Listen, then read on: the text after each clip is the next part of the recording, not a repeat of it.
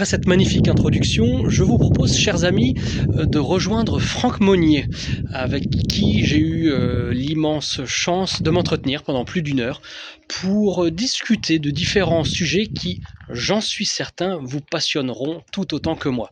Il va nous parler de ses projets de reconstitution 3D, il va nous parler de transport d'obélisques, transport de statues, bref, beaucoup de choses très intéressantes sur lesquelles il est désormais très réputé, car Franck Monnier, c'est l'égyptologue francophone le plus en vogue actuellement.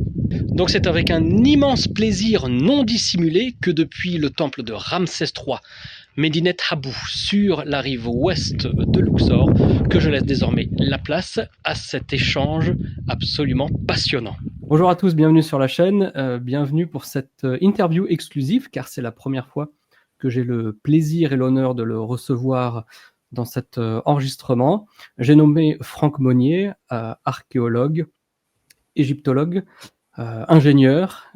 Bonjour Franck, merci beaucoup de nous consacrer un moment de votre emploi du temps que je sais très chargé. Oui, bonjour Yann, avec plaisir, heureux d'être ici. La raison pour laquelle je voulais initialement faire cet entretien, c'est parce que vous êtes à la tête de certaines publications qui sont, à mes yeux, inédites, c'est-à-dire les reconstitutions et les animations 3D de temples. Et c'est vrai que dans le spectre égyptologique, en tout cas francophone, c'est quelque chose qui, à moins que je dise une bêtise, vous est propre. Et je pense que ça pourrait être très intéressant de rentrer dans le détail de toutes ces recherches. Comment est-ce qu'on arrive à faire une reconstitution ? Pas forcément sur le côté technique 3D, mais surtout sur la recherche documentaire, la recherche des textes et de tout ce qu'on sait historiquement pour pouvoir arriver à condenser toutes ces infos qui vont mener à une reconstitution. Et puis par après, bien sûr, on pourra bien entendu digresser vers toutes vos publications dans lesquelles on retrouve des informations très précises, très bien détaillées et surtout, et c'est ça qui, moi, m'a toujours plu dans vos publications, ludique. C'est-à-dire que c'est suffisamment technique pour qu'on comprenne comment ça fonctionne, mais c'est suffisamment aussi ludique et vulgarisé pour que ce soit accessible à tout un chacun sans avoir certains prérequis pour pouvoir comprendre en fait ce que vous publiez, ce qui est souvent un problème. Vous allez me dire si vous êtes d'accord avec moi, ou dans la publication scientifique, on nous explique souvent beaucoup de choses, mais c'est vrai que des fois, pour être vulgaire, je me tape des publications où je mets une journée à la lire, et puis en fait le lendemain il faut que je relise parce qu'il y a des termes qui sont tellement techniques que même si je ne suis pas 100% profane, j'ai du mal à vraiment tout comprendre. Oui, tout à fait. Alors, on est tous en fait confrontés à ça, scientifiques comme lecteurs lambda ou simples passionnés. C'est que même les scientifiques, des fois, quand ils lisent des rapports ou des articles qui rendent compte de travaux, eh bien, on a aussi du mal, voilà, à synthétiser tout ça ou à s'illustrer par l'esprit ce que l'auteur de l'article ou de la publication essaie de nous transmettre. Donc, c'est vrai qu'il y avait une tradition architecturale auparavant, il y a, je dirais, 50, 100 ans, où il y avait des très beaux dessins d'architecture parce que les gens étaient formés pour ça. Il y avait de vrais artistes, en fait, qui rendaient compte de leurs travaux et avec des vues en coupe, des reconstitutions 3D qui étaient magnifiques. Et c'était, voilà, ça frappait l'esprit et puis tout de suite, on comprenait, quoi. Ça synthétisait, en fait, la connaissance nouvelle qui était décrite dans la publication. Et ça, c'est quelque chose qui s'est perdu finalement, les compétences architecturales de dessin. D'ailleurs, parce qu'il n'y a plus beaucoup d'architectes au sens propre qui officient en tant qu'égyptologues. Il y a des architectes qui travaillent pour des missions archéologiques, qui dressent toujours des plans très détaillés, etc. Mais ce type d'illustration vraiment qu'on privilégie au XXe, au XIXe siècle, par exemple, avec des grands artistes, ça n'existe quasiment plus. Alors, il y a toujours Jean-Claude Gaulvin, qui est célèbre pour ses magnifiques vues, mais ça reste quasiment une exception dans le monde de l'archéologie, surtout en égyptologie. Voilà. Et moi, j'ai estimé que dresser des reconstitutions 3D, c'était le meilleur moyen maintenant à l'heure actuelle, parce qu'on a vraiment des logiciels qui sont très performants pour offrir des vues très réalistes et synthétiques en fait de tout ce qu'on a étudié. Ouais. Dans ces reconstitutions 3D que vous voyez défiler à l'écran, quelle est la part, dans la recherche documentaire entre, ce que vous avez pu faire et vivre lors des missions auxquelles vous avez participé et justement cette documentation architecturale, ancienne, heu, que vous avez peut-être pu réutiliser pour ajuster ou affiner, je sais pas, les proportions, les mesures, et cetera? Comment j'intègre en fait les anciennes reconstitutions finalement aux Oui, nouvelles si que je suis si en si train de tant est que réaliser? vous les, intégriez ou, à quel point vous utilisez ce que vous avez pu faire lors des missions auxquelles vous avez participé? Ouais, la Ou est-ce que c'est un difficulté, panaché équilibré? bah, finalement, c'est ça, c'est de trouver l'équilibre, entre ce qui a déjà été produit et les nouvelles informations, en fait, qui viennent corriger ce qui a pu être, représenté sur ces anciennes reconstitutions. Je prends par exemple, une reconstitution du site d'Abousir, le site de pyramide d'Abousir, qui avait fait l'objet d'une très belle vue, de Ludwig Borchardt, Mmh. l'allemand. Voilà, on voit très bien les principales pyramides avec les chaussées, une vue perspective magnifique. Alors, elle est célèbre cette vue, mais je veux dire, maintenant, si on prend en compte les dernières avancées des travaux des équipes tchèques, bah, cette vue, en fait, n'est plus bonne du tout. Il y a beaucoup de choses qui ont changé, il y a beaucoup de monuments qui ont été découverts. Donc ça, il faut... Alors, c'est bien de s'inspirer, en fait, de l'ancienne vue, parce qu'elle vous offre finalement un point de vue qui est quasiment idéal, hein, pour représenter le site. Donc ça, on le garde, mais on met à jour, en fait, l'existant. Voilà. On positionne des mastabas qui ont été découverts, par exemple. On corrige les apparences des temples de la vallée, des chaussées, etc. Et puis l'allure des pyramides. On corrige les proportions aussi parce que c'était pas forcément rigoureusement exact. Et à partir de ça, voilà, on propose sa propre vue corrigée à partir d'une ancienne qui était vraiment excellente. Il ne faut pas forcément balayer d'un revers de main tout ce qui a été fait avant, mais voilà, on s'en inspire aussi. Ah, c'est vrai que c'est ce qu'on peut, de manière générale, constater dans l'égyptologie, moderne, c'est-à-dire qu'on avance en continu, mais à chaque fois par vraiment toute petite avancée, quoi. À chaque, Ouais, il y a pas besoin en fait de révolutionner à chaque fois le sujet. Une révolution, c'est quelque chose qui vient quasiment balayer ce qui a été fait avant pour remplacer par quelque chose de nouveau. En fait, il faut voir un peu le monde de l'Égypte, enfin les connaissances d'égyptologie, c'est une sorte de peinture qu'on essaie de rendre la plus réaliste possible, mais il y a toujours des zones qui ne sont qu'ébauchées ou à peine dessinées. Et c'est ces zones-là qu'il faut essayer, avec les nouveaux éléments, les nouvelles connaissances, bah, de remplir. C'est un peu comme les pièces d'un puzzle qu'on essaie de remplir et puis de compléter, hein. Alors, il ne faut pas forcément se dire que le puzzle, à la base, il est faux. C'est pas toujours le cas. Et mmh. c'est souvent pas le cas parce qu'on a quand même un état des connaissances qui est quand même assez important. Mais il y a des zones d'ombre, et là, ces zones d'ombre, on essaie de les éclairer, ouais. Est-ce que Abou Sir et Abou Gorab, qui sont 2 sites, très proches, peut faire partie des sites que, vous allez tenter «d'animer» entre guillemets, de rendre vivants dans les mois, dans les années à venir? Ouais, je les ai pas encore animés, en fait. J'ai reconstitué le site d'Abousir à Bougourab en 3D. Alors les temples solaires, au fond, ils sont vraiment en arrière-plan, donc je me suis pas vraiment attardé dessus. C'est vrai, ce serait quelque chose de fantastique à reconstituer, surtout compte tenu des dernières découvertes faites par une équipe italienne là-bas, hein. Il y a le temple de la vallée, du temple solaire de Niue-Serré, qui a été découvert récemment, hein, il y a quelques Mmh. mois, hein. Tout à fait. Alors je ne Euh, sais pas quand cette vidéo sera publiée, mais j'ai déjà préparé une vidéo à ce sujet Très bien. et donc si c'est publié, si cette interview est publiée après, bah, n'hésitez pas à la consulter et si ce n'est pas le cas, gardez l'œil attentif parce qu'elle arrive, très prochainement sur la chaîne. Parfait. Voilà, oui, donc j'ai reconstitué donc en 3D le site d'Abousir, et il ne reste qu'à l'animer. L'animer, c'est beaucoup, enfin, c'est pas que c'est plus dur, c'est pas dur, mais c'est que ça demande un temps de calcul assez énorme. Le niveau de détail et le niveau de rendu qui est attendu. Mmh mh. C'est-à-dire que moi, par exemple, pour faire une reconstitution, je travaille plusieurs semaines, voire plusieurs mois sur une reconstitution 3D. Et une fois que c'est achevé, on peut produire en 3/4 d'heure une vue vraiment très détaillée, vraiment très fine, qu'on pourrait agrandir et plaquer contre un mur. En 3/4 d'heure, c'est possible. Par contre, une animation, c'est au minimum 24 images par seconde, donc 24 pour une seconde, 24 fois 3/4 d'heure. Vous voyez un peu le temps que ça demande pour produire une seconde d'animation avec le même rendu qu'une image. Mmh.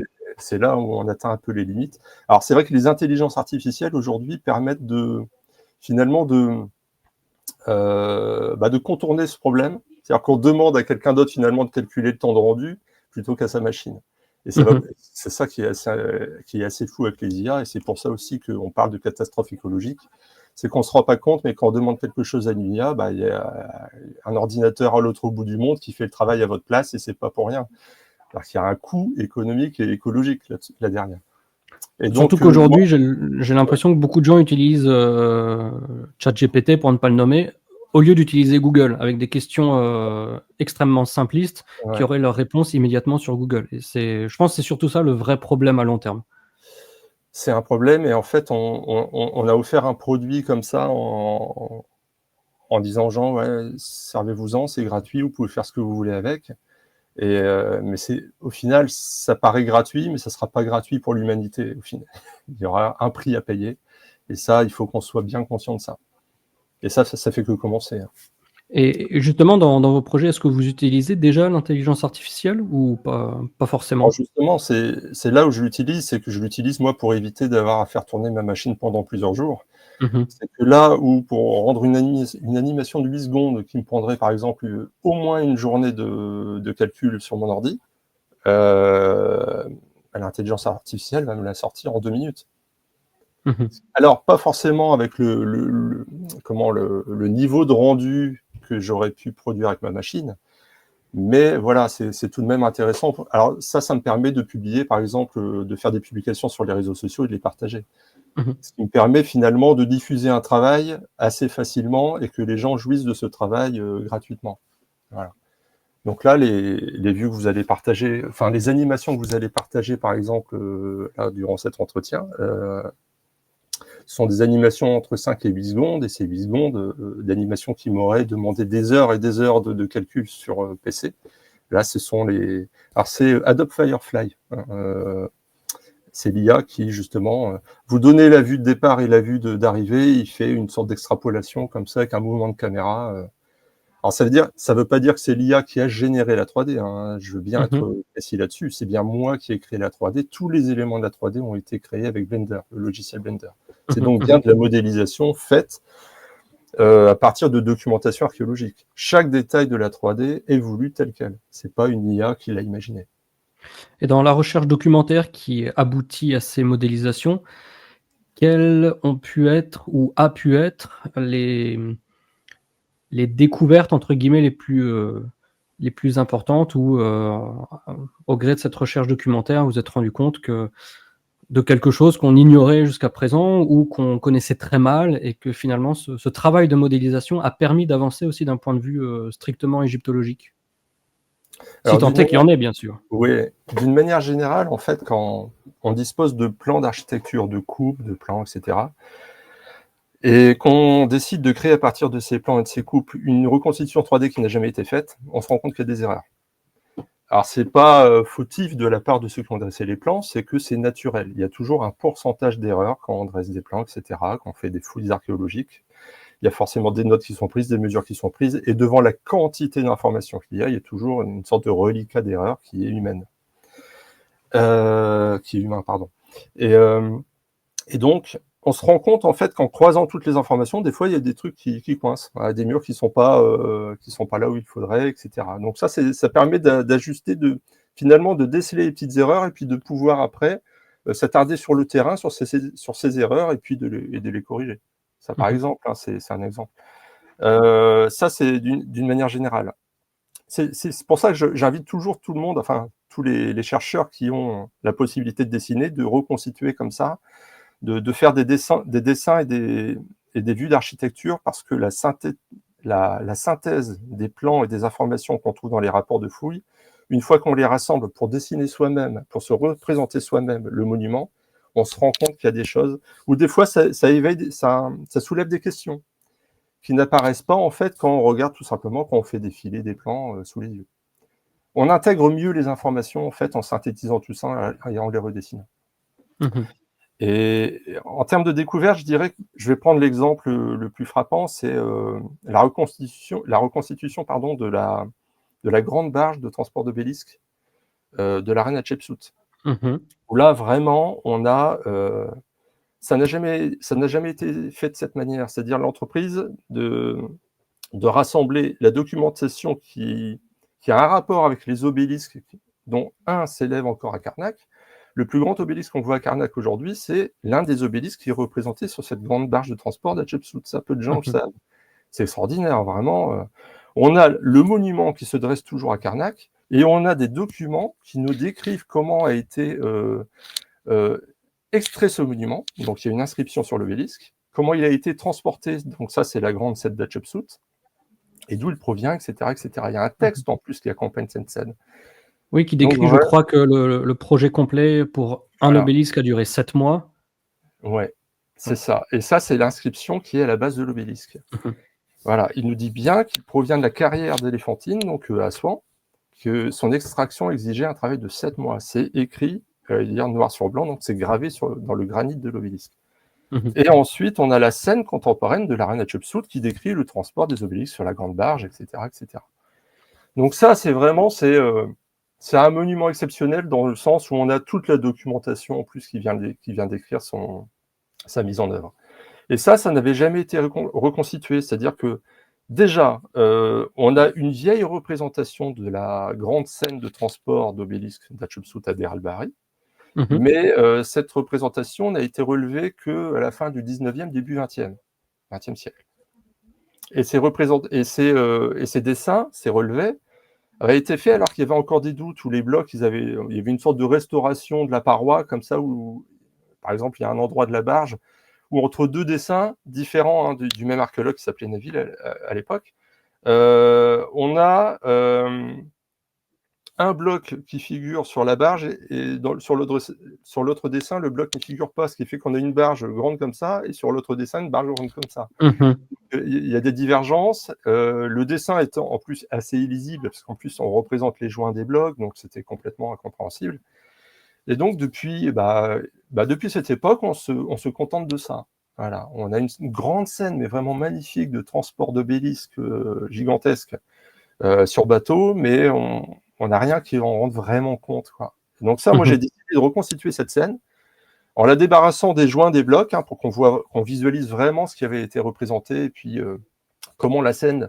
à quoi la scène devait ressembler à l'époque de sa finition, donc en couleur. Et à partir de là, on analyse et on traduit les textes. Alors là, c'est pas moi qui ai traduit le texte. Des fois, je traduis les textes. Là, je l'ai pas fait parce qu'en fait, il y avait déjà quelqu'un qui l'avait fait en France, Michel de Soudex. Donc, je l'ai appelé, je lui ai dit, bon, voilà, tu as très bien traduit le texte, est-ce que je peux le reproduire? Il m'a dit, OK. Donc ça figure dans le bouquin. On a le texte qui dit en fait que la reine Hatshepsut a commandé 2 grands obélisques, que ces obélisques viennent d'Assouan, donc Éléphantine, des carrières d'Assouan, et qu'ils se dirigent et qu'ils prennent la direction de Thèbes, et qu'on a dû construire une grande barge en acacia, on dit bien en bois d'acacia, ça c'est bien écrit. Alors il y a plein de lacunes dans le texte, faut pas s'attendre à avoir un texte qui décrit de A à Z l'opération, parce qu'en fait il y a des blocs qui manquent. Mais on a ces informations-là qui restent quand même. Et puis on a toute la flottille devant, avec un tas de détails intéressants. La flottille devant qui dirige et tracte en fait la grande barge. Quelle est la taille de cette flottille? Taille estimée par rapport à ce que nous donnent comme information ces textes? Oui, alors en fait, il y avait plusieurs. Le texte ne dit pas la longueur sur laquelle s'étire la flottille. On l'a pas, ça, parce qu'en fait, les bateaux sont représentés côte à côte, et en fait, on n'arrive pas à bien comprendre en fait comment les bateaux sont disposés. S'il y a 3 fils comme ça qui sont 3 fils, voilà, qui tractent la barge qui est là, ou alors si les bateaux sont en quinconce comme ça on ne sait pas trop. A priori, c'est plus probable qu'il y ait eu 3 fils de bateaux. Alors ces bateaux, à quoi ils servaient? On a pensé en fait qu'ils servaient à tracter sur tout l'obélisque, mais en fait, d'Assouan à Thèbes, à Luxor, bien le Nil en fait s'écoule naturellement. Donc si on construit une barge et qu'on y place 2 obélisques, il faut peut-être impulser une impulsion comme ça pour dire de mettre en mouvement la barge, mais en fait après elle n'a qu'à suivre. Ça ira tout seul, quoi. Ouais. Ça ira tout seul. Ouais. C'est l'avantage en fait d'extraire Assouan puis après de remonter le Nil, parce qu'en fait le Nil coule du sud vers le nord pour aller se jeter dans la mer Méditerranée. Et en fait, la flottille est l'un des... Oui, pardon, vous avez une question? Oui. Si le Nil s'était écoulé dans l'autre sens, ou que les carrières avaient été situées dans l'autre sens, enfin à l'opposé au niveau de la géographie du pays, Alors, est-ce que les Égyptiens auraient été capables de nous laisser autant de vestiges composés de ces matériaux? Alors, c'est une très bonne question, et je dirais certainement pas. Alors, je dirais en même temps, ça n'aurait pas empêché qu'ils aient peut-être eu l'ambition de faire des projets, de remonter le Nil, parce que en fait, ça a déjà été le cas. C'est-à-dire que la plupart du temps, en fait, la carrière d'Assouan, comme elle se situe à la frontière sud de l'Égypte, c'est hyper commode. On sait que si on doit utiliser du granit, il n'y a plus qu'à se laisser couler par les flots. Si la carrière avait été au nord, peut-être qu'ils auraient extrait et déplacé des monuments aussi importants, mais peut-être en moins grand nombre, parce que c'était beaucoup plus difficile. Là, dans ce cas, on sait que ça a été fait. Par exemple, il y avait une carrière de quartzite près d'Héliopolis, donc près du Caire actuel, qui a été exploitée et qui a servi en fait de source aux colosses de même nom. Alors, les fameux colosses de même nom sur la rive ouest de Luxor sont des grandes statues monolithiques, alors, à l'époque qui étaient monolithiques, de 14 mètres de haut, sans le socle. Près de 750 tonnes. Et ces colosses, c'est bien écrit derrière. Il y a une inscription derrière les colosses qui dit qu'ils ont été faits en quartzite qui provient en fait de la montagne rouge, c'est-à-dire la carrière qui se situe près d'Héliopolis, dans le nord. C'est-à-dire qu'ils étaient quand même capables de remonter le Nil et de naviguer contre courant pour déplacer des masses gigantesques. Alors ça, et c'est pour ça en fait que c'est un exploit. Alors les colosses de Memnon, ça a vraiment été un exploit mémorable parce qu'en fait l'architecte qui a été responsable de ce projet-là, Amenhotep fils de Hapou, donc qui a officié sous Amenhotep III, il a laissé des statues à Karnak, il a laissé des inscriptions qui témoignent en fait de cet exploit-là. Voilà. Il s'est rendu célèbre grâce à ça.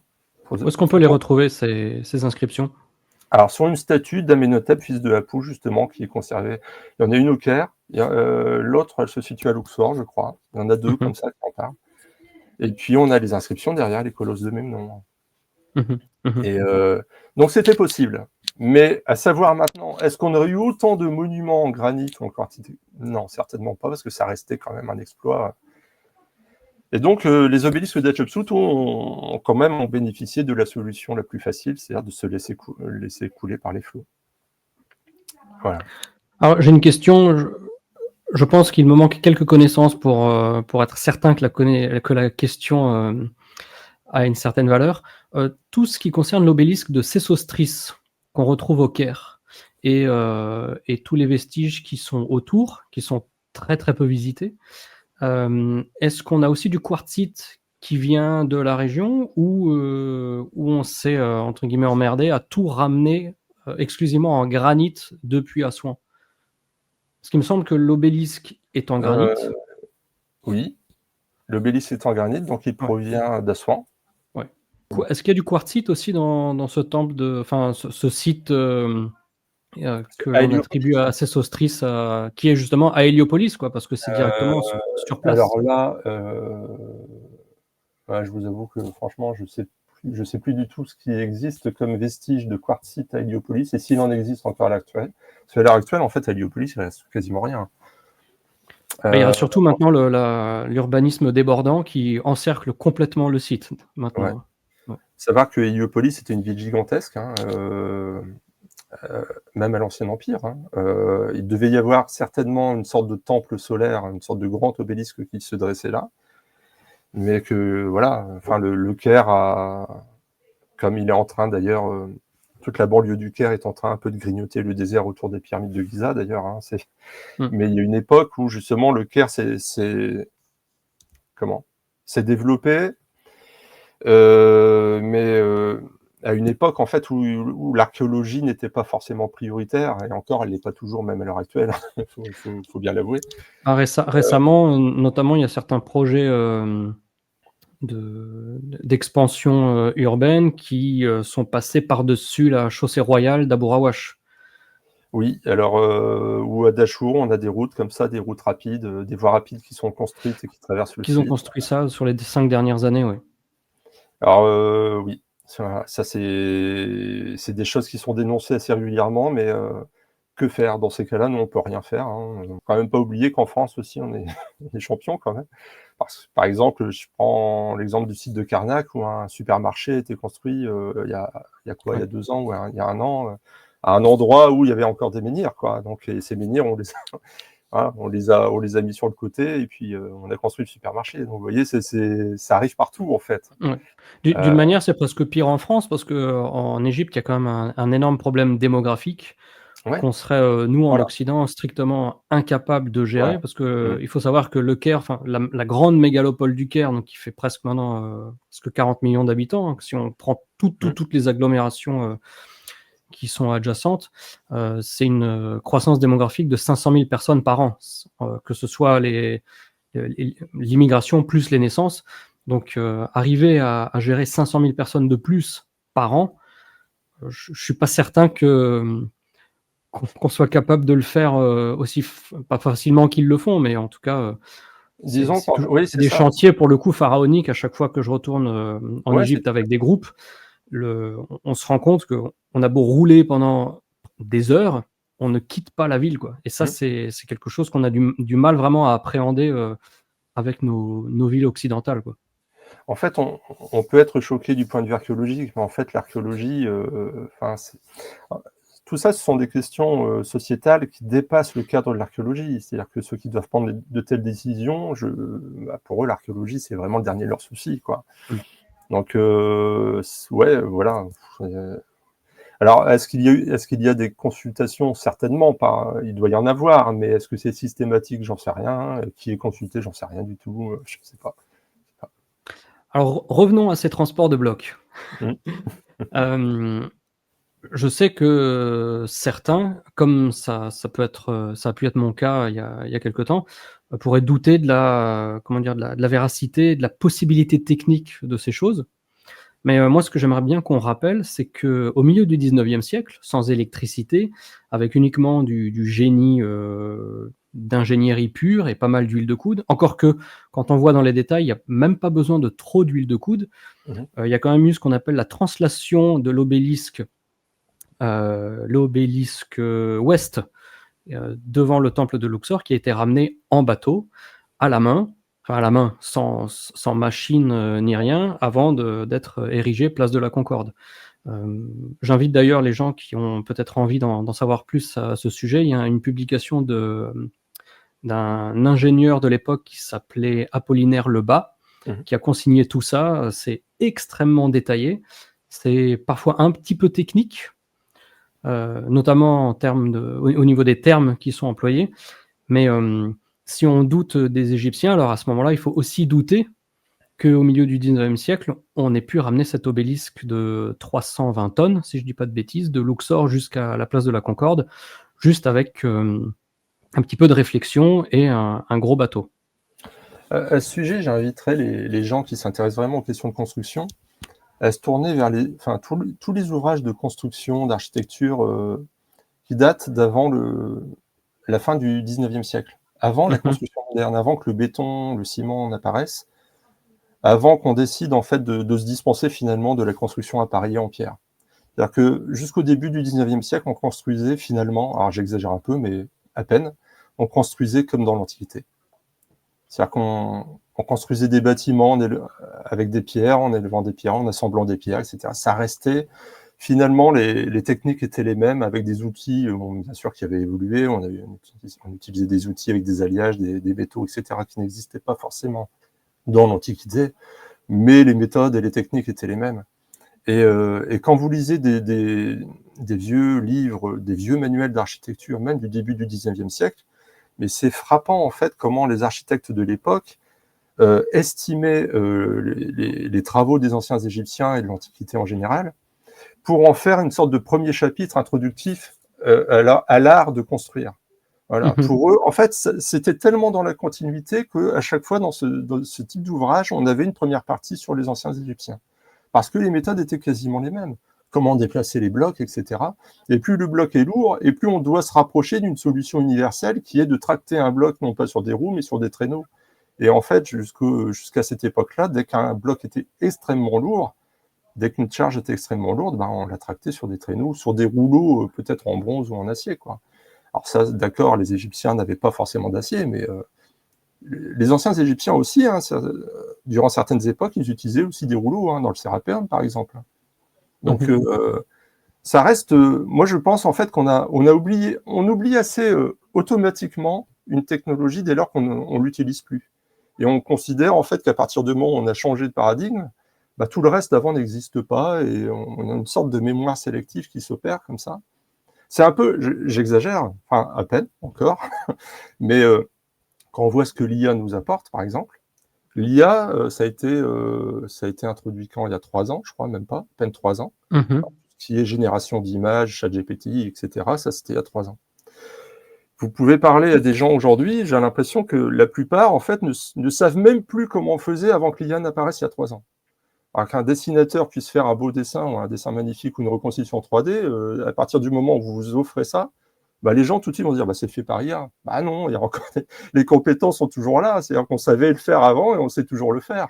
Et ben c'était pareil en fait avec la construction, à partir du moment où on s'est mis à construire avec des matériaux plus modernes, le béton, etc., puis à oublier les anciennes techniques, bien finalement, dans les manuels, on n'a plus parlé des anciennes techniques, on n'a parlé que des nouvelles, et tout ça, voilà, une sorte de mémoire qui a un peu disparu automatiquement, comme ça, et on a oublié en fait qu'il était possible de faire des choses extraordinaires avec des moyens rudimentaires avant qu'on utilise des nouvelles technologies. Ça, pour moi, c'est assez frappant. Donc, il faut toujours constamment un peu se référer aux anciens, à nos anciens, à nos aînés en fait qui ont travaillé sur des choses avec leurs propres moyens et puis voilà, tout s'éclaire en fait, il y a une sorte de perpétuation comme ça des vieilles techniques et puis une évolution qu'il faut prendre en compte, et là on comprend mieux les choses. Dans toutes ces animations et reconstitutions, quelle a été la plus compliquée et pourquoi? Parce que j'imagine qu'elles sont pas toutes que c'est pas toujours un long fleuve tranquille. Non, en fait, je pense qu'elles sont toutes compliquées, en fait. Je dirais qu'il y en a des plus ou moins longues. En fait, il faut investir énormément de temps, et c'est ça qui rend la chose la plus difficile. Ce qui est compliqué, alors, c'est d'investir beaucoup de temps, parce que moi, en fait, mes projets sont pas financés, donc ce sont des projets vraiment indépendants. Et donc, il faut savoir se dégager du temps, savoir aussi se dire, bon, bah, à un moment, je travaille là-dessus, mais quand je travaille là-dessus, bah, je ne gagne pas ma vie, donc il faut trouver un équilibre qui n'est pas forcément évident. Je dirais que celui qui m'a pris le plus de temps, non, il y en a 3 qui m'ont pris beaucoup de temps. Enfin 4. Il y en a un qui m'a vraiment omnubilé pendant 9 ans, c'est le projet Palais 3D, qui est une reconstitution du palais d'Amenhotep III à Malkata, donc sur la rive ouest de Luxor. 9 ans, vraiment... j'ai entendu 9 ans. Hein. 9 ans, oui. 9 ans, oui. Ouais. J'ai commencé que les gens imaginent bien le travail nécessaire pour aboutir à ce qu'on est capable, in fine, de publier, parfois presque de manière confidentielle. Alors, quoi. Voilà. C'est pour ça, en fait, que l'IA, quelque part, elle nous donne des cheveux gris. Les gens, maintenant, ont l'impression qu'avec l'IA, tout est possible en un claquement de doigts. Il faut savoir qu'en fait, quand on fait une vraie reconstitution, quand on fait de la vraie 3D, de la vraie modélisation, bah, tous les détails, tous les objets, c'est nous qui les reconstituons et on doit faire des recherches en amont. Et tout ça prend un temps énorme. Et en plus, il faut trouver le moyen de dégager ce temps, comme je disais juste avant. Donc, le projet Palais 3D a démarré fin 2016. Et après, bon, j'y ai travaillé par intermittence. Hein. Je n'ai pas travaillé 9 ans à plein temps. Mais je dirais que ça m'a peut-être bien pris 2 ans à plein temps. Donc, c'est quand même énorme quand on y pense. Et donc, ce projet Palais 3D, je tenais vraiment à ce qu'il soit, qui bénéficie à tout le monde, en fait, parce que le but, et ça, c'est quelque chose que j'ai constamment en tête, c'est que tout ce que je fais, tous les travaux, toutes les reconstitutions, enfin bref, j'essaie de faire en sorte que ce soit utile au plus grand nombre possible. Je n'aime pas du tout l'idée de travailler pour un cercle restreint, pour une élite, etc. Vous voyez, pour des autorités, il y a des scientifiques comme ça qui aiment s'adresser à 10 personnes, les seules 10 personnes qui pourront les comprendre. Il y a une sorte de... puis selon moi, c'est la chose qui manque le plus pour faire la passerelle entre les passionnés qui restent scientifiquement profanes et les chercheurs, où les chercheurs ne publient que pour les chercheurs, et la connaissance ne fait qu'alimenter la connaissance, mais il n'y a pas de vulgarisation, il n'y a pas de bascule qui se fait pour que tout un chacun puisse vraiment comprendre en dépassant des prérequis ou des a priori, pardon, ou des mystères fantasmés ou de l'ignorance fantasmée. Et d'ailleurs, j'invite, comme vous le voyez, chers amis, à l'écran, à rejoindre la page de Franck. Alors, il y a plusieurs homonymes, mais je pense que si vous tapez Franck Monnier sur Facebook, vous verrez son visage, mais pour pouvoir suivre la page Facebook. Et à ce moment-là, oui, vous pourrez voir pas mal de publications très sympas et très utiles et vulgarisées et compréhensibles, en fait. Après, je jette pas la pierre aux scientifiques. Faut quand même savoir que être archéologue, être scientifique, c'est un travail à plein temps Alors, beaucoup sont institutionnalisés et du coup, ils ont des impératifs que moi, je n'ai pas forcément. C'est-à-dire qu'ils doivent enseigner à des étudiants ou ils ont des contraintes, des objectifs à remplir chaque année, etc., des publications à faire dans des revues pour justement justifier leur travail, etc. Et tout ça, finalement, ils sont un peu dans un carcan administratif aussi, qui leur donne pas le temps ni les moyens forcément de vulgariser ou de communiquer au grand public. Ça, c'est pas toujours évident. Et savoir que moi, ce que je fais, par exemple, ça me demande beaucoup de sacrifices. C'est-à-dire que, par exemple, quand vous trouvez un éditeur, vous proposez un projet de livre, ça va pas vous rapporter plus que d'offrir des reconstitutions en 3D, des dessins à tout va, etc., pour que les gens comprennent. Moi, ça me rapporte rien de plus. C'est-à-dire que mes livres, s'ils n'avaient pas ces reconstitutions 3D, ces dessins, ce serait la même chose, quoi. Donc, pour moi, financièrement, c'est quelque chose... Dans la description de la vidéo, d'ailleurs, je me permettrai de mettre 2-3 liens de livres qui sont tous facilement disponibles et qui sont très, très, très enrichissants pour les avoir feuilletés moi-même. Et lus, pas que feuilletés. Donc voilà, oui, c'est... Je dirais, en fait, en plus, on est dans une sorte de crise du marché du livre, où les éditeurs n'ont plus forcément les moyens d'investir sur des bouquins un peu de sciences humaines comme ça, tels que ceux que j'écris sur les pyramides ou sur les sciences en Égypte ancienne, etc., sur la construction. En fait, voilà, il n'y a plus de... Alors, je dirais, moi, je ne pense pas qu'il n'y a plus de marché, mais c'est que, finalement, on ne croit plus en ce marché-là. Je pense que c'est surtout ça. Et il y a un prix d'entrée aussi qui est presque prohibitif pour monsieur, madame, tout le monde. Le prix des livres? Ouais. Je veux dire, des beaux livres comme ça. Ouais, après, un livre à 32 € ça va, quoi. Oui, mais ça peut être... ça peut refroidir certains. Ouais. Mais il faut savoir que c'est quand même un bel objet, au final, qu'on a à perpétuité, quoi. Ouais. Et alors que... Combien de gens n'hésiteront pas à mettre 32 € au resto pour un repas qui va durer que 2 heures? Ouais.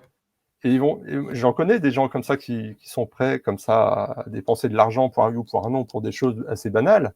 Mais dès lors qu'on leur parle d'un livre, ouais, mais 32 € pour un livre, c'est une œuvre quelque part. C'est une œuvre sur laquelle on a travaillé pendant des années. Et c'est un beau produit. Et c'est un produit que vous gardez, quoi. Et je pense justement qu'on a perdu la valeur du livre en disant ça. En se disant, finalement, maintenant, si j'ai besoin d'une info, je vais sur Internet. Oui, mais... voilà, parce qu'on a accès à... oui, le problème d'Internet, c'est c'est un pêle-mêle des bonnes et des mauvaises infos, et puis après, débrouillez-vous avec vos brassards pour nager dans cet océan d'infos, quoi. Et voilà. Bon, après, moi, je vois le livre un peu comme une œuvre, où c'est vraiment pensé d'une manière globale, tel qu'il est. Il y a un plan, il y a un objectif à la fin qui fait qu'on a rassemblé des tonnes d'informations pour dire que ce soit digeste pour le grand public, et puis que des choses qui lui soient connues aussi, qui sont très peu connues. Moi, je n'aime pas écrire des choses sur des choses qui ont été répétées 1000 fois. Ça n'a aucun intérêt. Donc, le but, c'est vraiment de révéler des choses, mais de révéler dans le sens pas grande révélation des grands mystères de l'univers, mais c'est de révéler plein de petites choses comme ça, plein de petits éléments de puzzle qui font qu'après, à la fin, on se dit « Ah oui, quand même », quand on met tout bout à bout, quelque chose qui s'illumine dans sa tête, quoi. Donc, voilà. Et par rapport aux missions auxquelles vous avez pu participer, Je sais que vous faites partie de l'effort collaboratif qui va aboutir à la publication officielle liée à la mission en question. Mais est-ce qu'à côté de ça, vous faites aussi des publications uniquement sous votre nom? Non, alors quand on fait partie d'une mission archéologique, par exemple comme celle de l'île de Saï, alors qui est une mission qui a pour but d'étudier une cité fortifiée du Nouvel Empire au Soudan, ou celle de la mission Inside de Great Pyramid, je suis un collaborateur. Je suis pas directeur de la mission, co-directeur. Je suis pas communicant. Je suis pas le communicant officiel. Donc je n'ai pas le droit en fait de publier en mon nom des articles sur ces missions-là. Ça appartient au directeur de la mission en fait. Et donc en fait, quand mon nom apparaît, c'est en tant que collaborateur. Voilà. Ok. Si c'est pour ça votre question. Absolument. Et j'imagine donc que cette communication, elle est très contrôlée. Enfin, je pense notamment à la toute dernière mission dont j'ai pu parler sur la chaîne il y a quelques semaines, Inside the Great Pyramid. Donc là, j'imagine que tant que la publication n'est pas sortie officiellement, on ne pourra pas trop parler de cette mission aujourd'hui. Non, alors après, c'est comme je vous expliquais juste avant, c'est que la communication ne m'appartient pas. Donc, sont les co-directeurs, Aurore Siavati et Zeyawas, qui peuvent parler de la mission. Alors, ça n'empêche pas qu'il y ait des publications qui soient... des publications préliminaires qui soient publiées. Par exemple, il y a 2 articles qui sont parus récemment. Mais en fait, tant que le rapport archéologique final ne sera pas publié, on ne peut pas en dire grand-chose. Tout simplement parce qu'on ne veut pas que les éléments partent un peu dans tous les sens, mais ça, c'est le propre de toutes les missions archéologiques. De toute façon, c'est pas spécifique à Khéops, c'est pas spécifique à Zaï-Hawass ou quelqu'un d'autre. C'est que toutes les missions archéologiques en Égypte et même en France, ça se passe toujours comme ça. Ça bénéficie de fonds publics et surtout privés, en fait, et que la communication, elle doit se faire sérieusement parce que ce sont des projets assez importants et qu'il ne faut pas que des choses qui soient un peu divulguées au compte-gouttes et qu'elles soient mal comprises, quoi. Il faut que ce soit un tout cohérent. Mais il y aura bien une publication qui rendra compte de tous les détails de cette mission. D'ailleurs, on y travaille encore. On y travaille toujours, mais ça paraîtra dans les mois ou années à venir. D'accord. C'était une mission qui avait eu lieu en 2 parties, je crois. Donc, si mes souvenirs sont bons, en 2024, au printemps et à l'automne, c'est ça? Oui, c'est ça. Okay. Ouais. Donc printemps-automne 2024 pour la partie terrain de la mission. Et donc, je refais là un petit peu la chronologie par anticipation pour que les gens, une fois de plus, prennent conscience de la durée en fait d'une mission entre le moment où il y a un effet d'annonce pour dire qu'on va faire ça et le moment où on a la publication. Donc là, vous avez dit dans les mois, peut-être dans les années à venir, c'est-à-dire que Inside the Pyramid sera peut-être publié en 2027. On n'en sait rien. Je ne sais pas. Non, mais... je ne vais pas vous donner d'année, je ne sais pas. Donc voilà, en tout cas, une mission, c'est des années de projet. Voilà, c'est un travail immense. Il faut que les gens se rendent compte quand même que du montage jusqu'à la mission, ensuite l'analyse, la rédaction, le dressage des plans, etc. Puis après l'édition, tout ça, c'est un travail assez gigantesque, donc ça prend forcément du temps. Et si on veut que ce soit fait avec le plus grand sérieux, forcément, ça prend d'autant plus de temps. Voilà. C'est vraiment à la virgule près, tout ça, donc... Voilà.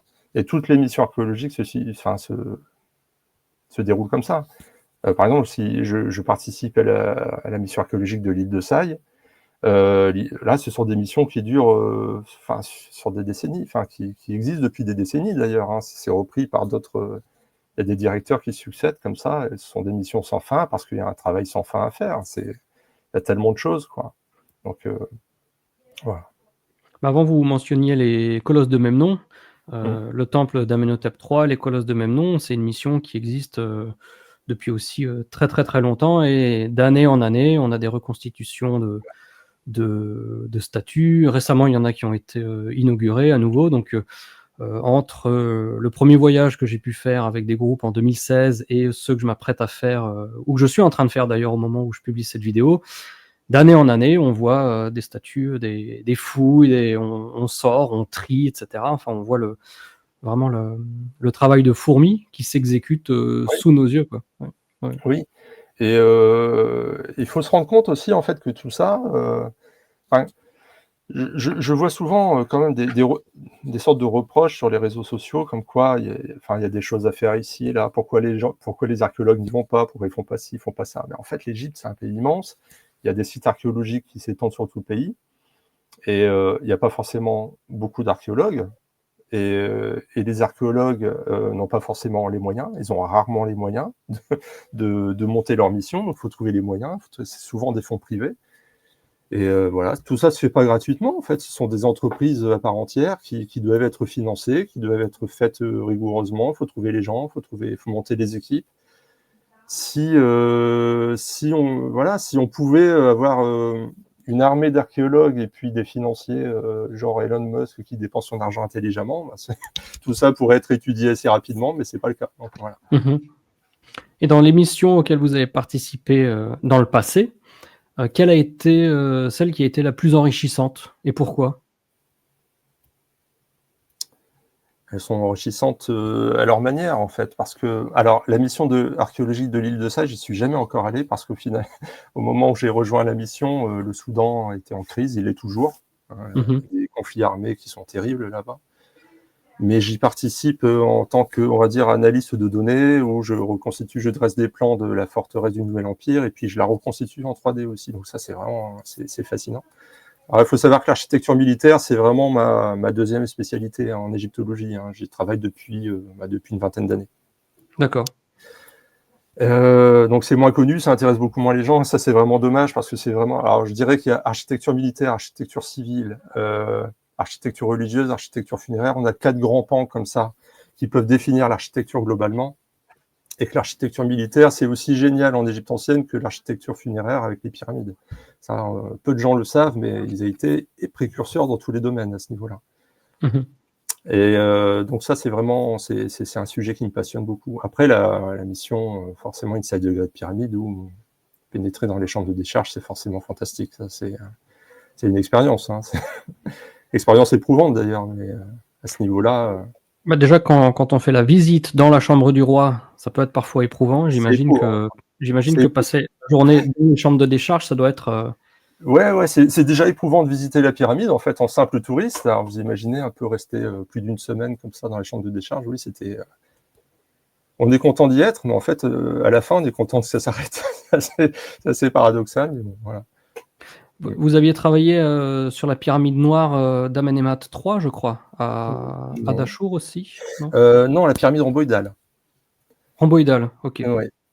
Alors, j'ai beaucoup travaillé sur cette pyramide aussi, et donc dans le cadre d'un documentaire, on a pu scanner en fait les appartements funéraires de la pyramide rhomboïdale pour la première fois, et avec Alban Brice-Pimpeau, hein, celui qui était en charge du scanning, on a pu établir un petit rapport comme ça, qui est disponible gratuitement en ligne hein, sur Academia, sur les appartements internes de la rhomboïdale. Ouais, ça c'est. Alors j'ai aussi étudié ses caractéristiques architecturales extérieures.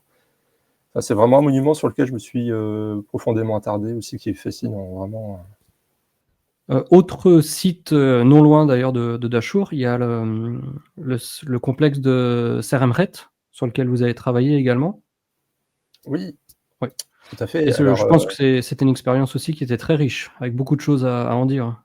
Oui, alors ça faisait partie un peu de la même mission documentaire de la pyramide rhomboïdale, avec Alban Brice-Pimpeau a aussi scanné les appartements funéraires.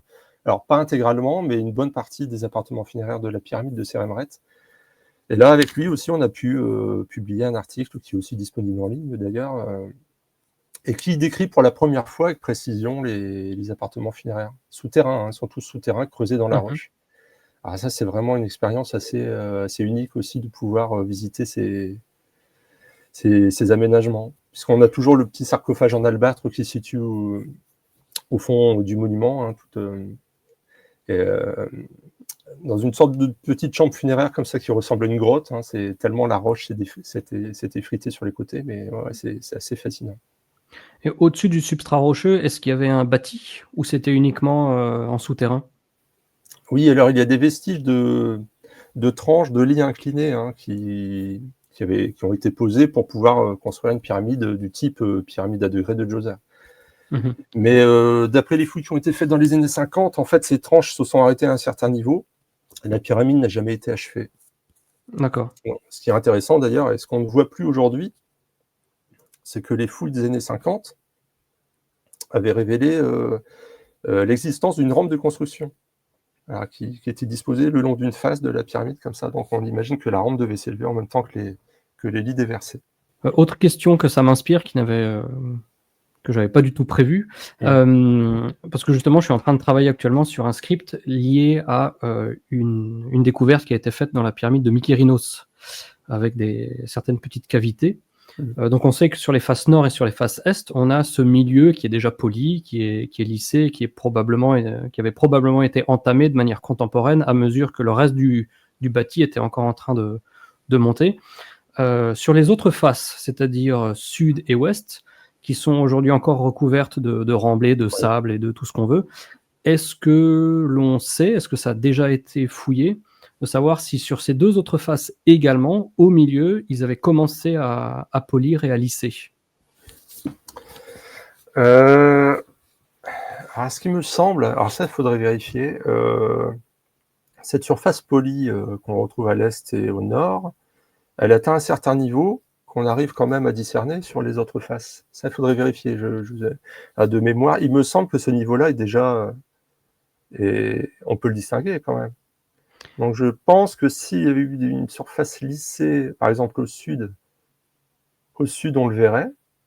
Ça à vérifier, hein, je n'ai pas tout en tête. Par contre, il me semble qu'à l'ouest, sur la face ouest, là, il y a beaucoup plus de blocs de granit qui ont été enlevés et ça descend plus bas, il me semble. Hein. Donc là, est-ce qu'on le verrait? Je ne suis pas sûr. Ça, je ne sais pas. Et pour autant, c'est aussi sur cette face ouest qu'on a les blocs de granit les plus hauts placés. Actuellement? Oui. D'accord. Sur quel angle? Au milieu? En plein milieu, en plein milieu. D'accord.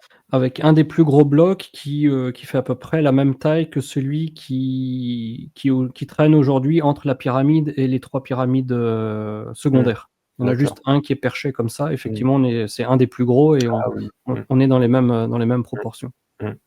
Alban Brice Pimpeau, il était aussi sur le projet Inside the Great Pyramid, je crois. Non, il a été... Alban Brice... Alors en fait, avec Alban Brice Pimpeau, on a travaillé sur plusieurs pyramides pour une série documentaire qui a été produite par Label News en 2022. Et en fait, j'étais conseiller scientifique, et en tant que conseiller scientifique, je leur ai dit, voilà, ce serait bien d'aller ici, là, parce qu'on ne connaît pas très bien les monuments, que ce serait vraiment fantastique si on pouvait les scanner, ça apporterait des choses nouvelles. Donc il y avait les chambres de décharge, il y avait la pyramide de Seremret, la pyramide rhomboïdale, la pyramide noire de Dachau, donc d'Amenemhat III, la pyramide de Pépi II, et je crois que j'ai tout dit, si j'ai bien compté. Et donc Alban Brice Pimpeau en fait avait été missionné pour cette série documentaire de 6 épisodes pour scanner les monuments. Donc, ces épisodes existent déjà? Ils ont déjà été publiés? Oui, c'était sorti en 2023. Oui, 2023, parce que ça a été tourné en 2022. Ils ont tous été diffusés. Est-ce que vous vous souvenez du nom du documentaire ou de la série documentaire? C'était Inside Pyramids, il me semble. Inside Pyramids. Je vais vérifier tout de suite vite fait. Hein. C'était du français ou de l'anglophone? C'était en français, puis après ça a été adapté. D'accord. Bon, si je trouve le lien, je le mettrai comme d'habitude dans la description de la vidéo. C'était la série Inside Pyramids. D'accord. Et donc Alban Brice Pimpeau avait dans ce cadre-là scanné les chambres de décharge avec un petit scanner laser portatif, et en quelques heures il avait pu scanner les chambres de décharge. Alors bien sûr avec une précision qui est équivalente à ce que une mission de quelques heures peut offrir. Mais tout de même c'était très très très intéressant et très. Ce que j'aimerais bien faire, c'est de faire une session questions-réponses dans quelques mois. De se retrouver.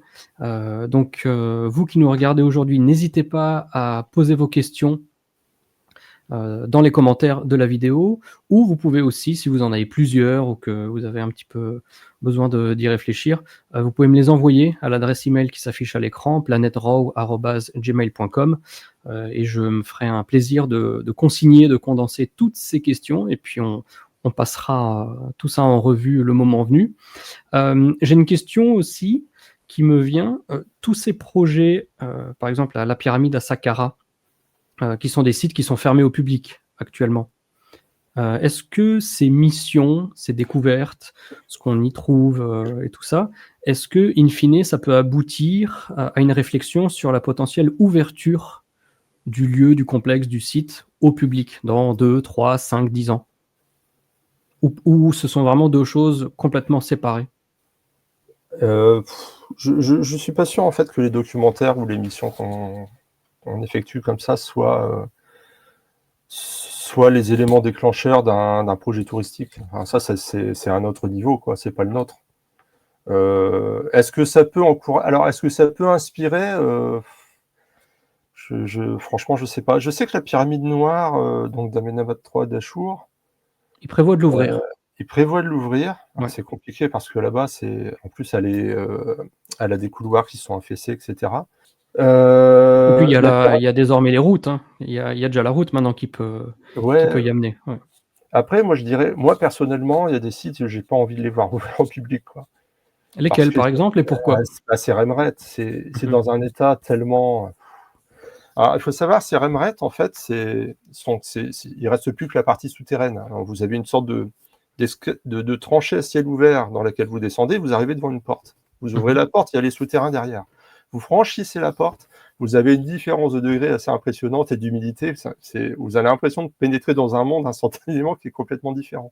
C'est-à-dire qu'il y a une saturation d'humidité là-dedans et de chaleur. Et sachant en plus que la pyramide, que les souterrains sont... Tout s'effrite en fait. C'est dans un équilibre vraiment précaire. Si on ouvre ça au tourisme, ça va être une catastrophe. Il faut la préserver, il faut préserver ce monument.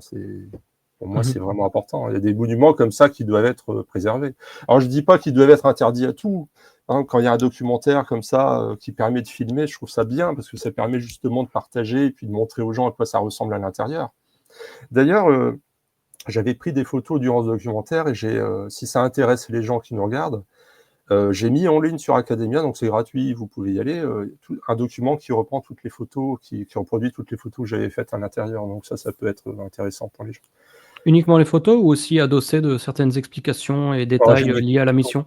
Alors, les détails liés à l'émission sont dans un article que j'ai fait paraître dans la revue Archéologia. Ça, c'est pareil, vous pouvez le trouver sur Academia. Okay. Mais ce document-là, c'était vraiment un document informel où je mettais toutes les photos pour dire qu'elles puissent être visionnées et qu'elles ne pourrissent pas dans mon dossier, quoi.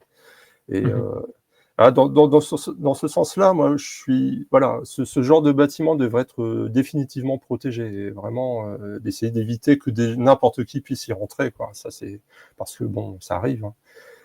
La pyramide noire, pour moi, ce serait un peu la même chose. Enfin, si elle est ouverte, est-ce qu'ils vont l'ouvrir et l'ouvrir complètement et puis est-ce qu'on va pouvoir se balader à l'intérieur comme ça on veut? Je sais pas, peut-être pas. Mais ça me semble être un monument. Une vraie question de sécurité, ouais, ça me semble être un moi, monument. Je parle en tant que professionnel qui encadre et qui organise des voyages. La priorité numéro 1, au-delà de l'itinéraire ou autre chose, c'est toujours la sécurité des participants et des voyageurs, quoi. Donc c'est tout à fait. Bon, déjà après, que quand c'est ouvert au public, c'est parfois un petit peu périlleux. Disons qu'on a ils n'ont pas des normes de sécurité européennes, quoi. Ça, c'est sûr. Mais c'est quand même censé être sécurisé. Voilà, c'est sécurisé quand même. Minimum, faut pas. Mais là, je pense. Alors, c'est vrai qu'il faut penser aux touristes, mais la pyramide noire est un monument vraiment très fragile qu'il faut préserver, quoi. Bon, après, tous les monuments sont soumis. Finalement, quand on voit Khéops, c'est pareil. Mais Khéops, il y a un tel afflux de touristes que forcément le monument peut qu'en pâtir. Mais demander à ce que Khéops soit fermé, c'est comme demander à ce que le Mont-Saint-Michel soit fermé ou le Tour Eiffel, c'est pareil. Personne n'accepterait, quoi. La Tour Eiffel, elle serait en danger. Est-ce qu'on la fermerait? Je suis pas sûr, quoi. Enfin, bon, après, on peut pas exagérer, mais Il y a tellement d'enjeux financiers derrière que tout ça nous dépasse. C'est pas à nous que ça appartient. C'est certain. À quoi ressemblait le parement de la pyramide d'Amenemhat III à l'origine? Ah, il Parce devait être qu'aujourd'hui, en... on en a Ouais, cette version très, en briques et ouais. complètement détruite.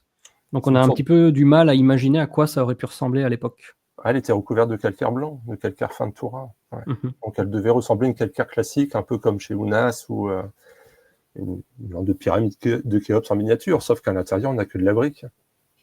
Et Comme sa la... hauteur faisait combien? Alors, je ne vais pas dire de bêtises, hein, de mémoire, c'était une des plus grandes en fait. Et elle devait atteindre les 70 mètres. Hein, mais là, je parle de mémoire, c'était dans ces eaux-là. Ouais. Mmh. Et au niveau de la frise chronologique, le curseur, là, pour Amenemhat III, on est en moins 1800, c'est ça à peu près? Ouais, moins 1800, moins 1900 avant Jésus-Christ. Mmh. Ouais. Mmh. Moins 1800, plus près de moins 1800. Ouais, donc C'est le dernier. Ah, 6 siècles après les 2 autres de Dashur, à peu près. ouais, c'est ça. Ouais, ouais. C'est la dernière grande pyramide finalement. Alors après, non, enfin, il y a Awara parce qu'Amenemhat III a construit 2 pyramides. Et on Mmh. va dire que c'est le dernier règne durant lequel on a construit une grande pyramide, une véritable pyramide. Après, bon, on a encore eu des petites pyramides et on ne sait même pas si l'une d'entre elles d'ailleurs a jamais été terminée. Est-ce qu'on sait pourquoi Amenemhat III a rechoisi Dashur pour faire une pyramide plutôt que d'autres sites qui avaient pu déjà être sélectionnés dans le passé? Pourquoi il Amenemhat n'est pas III, retourné à Saqqara, Gizeh ou autre? ouais, bah, en fait, Amenemhat III a suivi une petite tradition qui s'est instaurée au Moyen Empire, c'est de retrouver, de se remettre sous l'ombre de l'illustre prédécesseur qui était Snéfrou. Donc Snéfrou, le bâtisseur de la pyramide rhomboïdale et de la pyramide rouge, des grandes pyramides. Donc on a Amenemhat II, on a Sésostris III, on a Amenemhat III qui ont construit leur pyramide sur ce site de Dashur. Et certainement, en fait, par piété envers cet illustre ancêtre qu'on voulait imiter. Il faut savoir que le culte de Snéfrou a été réinstauré au Moyen Empire. C'est-à-dire qu'à Mmh. l'époque, on a reconstruit des pyramides près de Snéfrou, bah, son culte a été réouvert. Et il y a une petite anecdote d'ailleurs qui est intéressante, c'est que on a un dessin antique de la pyramide rhomboïdale, comme ça, un hiéroglyphe en fait, qui a été retrouvé sur un bloc de la pyramide d'Amenemhat II. Donc la pyramide d'Amenemhat II qui est maintenant totalement arasée, mais on a retrouvé un bloc sur lequel on a un nom d'équipe, en fait, des inscriptions de travail, des noms d'équipe, et ce nom d'équipe était composé en fait d'un dessin de la pyramide rhomboïdale. Donc ce qui en fait D'accord. finalement le plus vieux dessin, la plus vieille description de la pyramide rhomboïdale, et ce qui montre aussi qu'elle était importante en fait aux yeux des équipes qui travaillaient pour Amenemhat II. Il y avait Est-ce qu'on le quelque sait chose pourquoi ça? Pourquoi le culte de Snéfrou est revenu plus que celui de Khéops pour, Bah en fait, Snéfrou a été en quelque sorte déifié. Il a joui d'une image en fait qu'aucun autre souverain de l'Ancien Empire ne jouissait à cette époque-là. Alors certainement en raison peut-être d'un règne brillant, mais aussi en raison finalement de légendes qui se sont perpétuées, qui se sont nourries comme ça, qui en ont fait un roi supérieur aux autres, qui n'était pas forcément vrai en fait.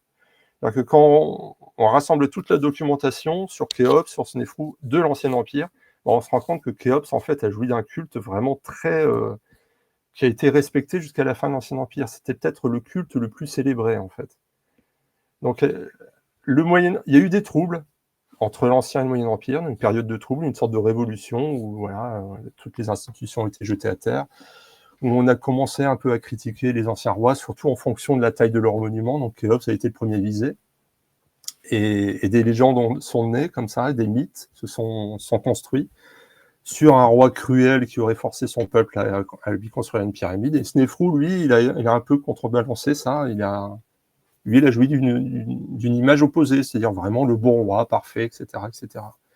Donc c'est sans doute pour cette raison, en fait, qu'au Moyen Empire, les pharaons se sont mis à être attirés par le roi Snéfrou, parce que dans l'opinion populaire, c'était l'image du grand roi par excellence. Mmh. Donc on a encore un petit peu digressé. En tout cas, c'était, comme toujours, vraiment très, très instructif, très intéressant, tout autant passionnant. Quels sont les prochains projets là, on va revenir sur le début de l'émission. Quels sont les prochains projets sur lesquels, vous allez ou vous avez déjà commencé à travailler en termes d'animation et de reconstitution? Alors pour l'instant, je n'ai rien de prévu de concret. On continue à travailler sur Keops. C'est surtout une publication. Là, je mets la dernière main sur une publication, sur un livre qui va paraître la fin de l'année 2026. Et qui, normalement, alors, le titre provisoire, il sera peut-être le titre définitif, qui s'appellera Le grand livre de la pyramide de Khéops. Voilà, donc on aura un livre, vraiment une grosse synthèse sur la pyramide de Khéops, sur le roi Khéops aussi, c'est ça qui est aussi intéressant, c'est qu'il y aura un gros chapitre sur le roi, sur ce qu'on sait de lui. Alors, une nouvelle question qui arrive comme ça, Oui. là, brûle pour point. Est-ce que, parce que Khéops est souvent, comment dirais-je, enfin, l'histoire de la construction de sa pyramide plus précisément est souvent balayée d'un revers de main parce que on pense qu'on ne sait rien de lui et que le seul souvenir qu'on en a, c'est cette toute petite statuette de laquelle on extrapole le tout en disant, comme on ne sait rien de lui, il est probable que sa pyramide ne soit pas de lui. Et justement, est-ce que dans ce bouquin, on pourra retrouver suffisamment d'infos pour comprendre que finalement, on sait quand même certaines choses sur Khéops, son règne et tout ça? Ouais, j'ai tenu justement à rassembler tout ce qu'on savait de lui. Parce que, mis à part le fait de souligner toujours qu'on ne dispose de rien, on en oublie de souligner tout ce qu'on sait. Bon, alors c'est vrai qu'on ne sait pas grand-chose, hein, il n'y a pas de révélation, il n'y a pas une grande histoire biographique adressée de Khéops, on sait rien de sa vie. Mais il y a quand même pas mal de documentation, pas mal de témoignages qui parlent de Khéops, et ça, j'ai tenu à rassembler tout ça, justement.